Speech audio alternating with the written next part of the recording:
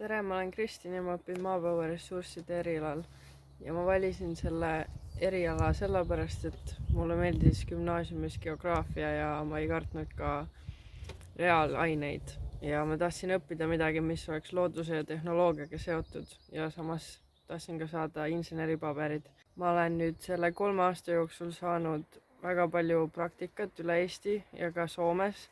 Ma olen õppinud välisülikoolis Austrias ja ma olen ka saanud paljude erialaste projektide peal tööd teha.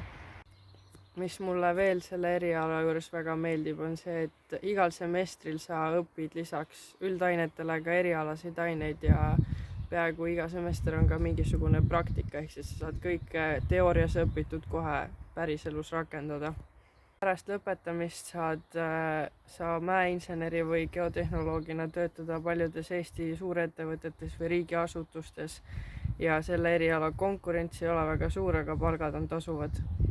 Kui sind huvitab tehnoloogia ja loodus ja kõik see, mida maapõuel meile pakkuda on, siis tule ja kandideeri meie erialale ja näeme juba sügisel.